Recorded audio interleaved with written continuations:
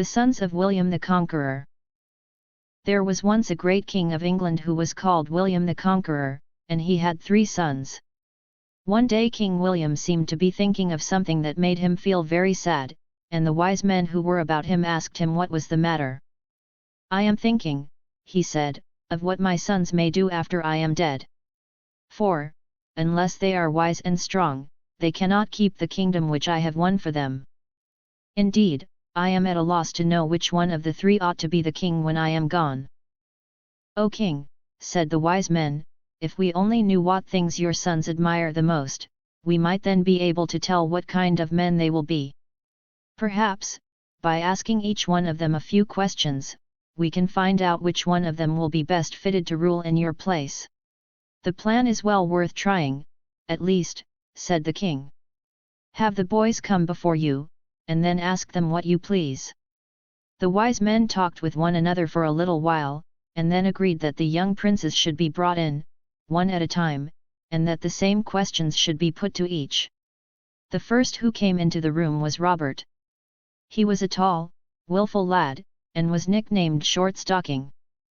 "Fair sir," said one of the men, "answer me this question: if, instead of being a boy, it had pleased God that you should be a bird, what kind of a bird would you rather be?"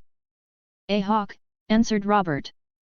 "I would rather be a hawk, for no other bird reminds one so much of a bold and gallant knight." The next who came was young William, his father's namesake and pet.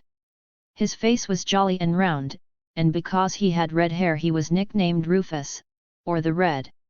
"Fair sir," said the wise man, "answer me this question: if, instead of being a boy, it had pleased God that you should be a bird, what kind of a bird would you rather be?" "An eagle," answered William. "I would rather be an eagle, because it is strong and brave.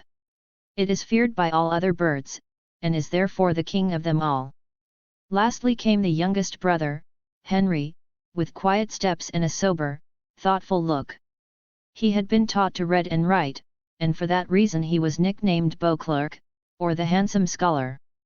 "Fair sir," said the wise man, "answer me this question: if, instead of being a boy, it had pleased God that you should be a bird, what kind of a bird would you rather be?" "A starling," said Henry. "I would rather be a starling, because it is good-mannered and kind and a joy to every one who sees it, and it never tries to rob or abuse its neighbor." Then the wise men talked with one another for a little while, and when they had agreed among themselves, they spoke to the king. "We find," said they, "that your eldest son, Robert, will be bold and gallant. He will do some great deeds, and make a name for himself, but in the end he will be overcome by his foes, and will die in prison. The second son, William, will be as brave and strong as the eagle, but he will be feared and hated for his cruel deeds. He will lead a wicked life, and will die a shameful death. The youngest son, Henry, will be wise and prudent and peaceful. He will go to war only when he is forced to do so by his enemies. He will be loved at home, and respected abroad, and he will die in peace after having gained great possessions." Years passed by, and the 3 boys had grown up to be men. King William lay upon his deathbed, and again he thought of what would become of his sons when he was gone. Then he remembered what the wise men had told him, and so he declared that Robert should have the lands which he held in France, that William should be the King of England, and that Henry should have no land at all, but only a chest of gold. So it happened in the end very much as the wise men had foretold. Robert, the Short Stocking, was bold and reckless, like the hawk which he so much admired. He lost all the lands that his father had left him, and was at last shut up in prison, where he was kept until he died. William Rufus was so overbearing and cruel that he was feared and hated by all his people. He led a wicked life, and was killed by one of his own men while hunting in the forest.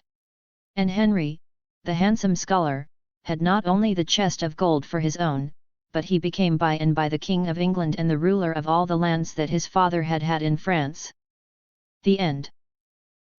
Please subscribe for more bedtime stories and novels.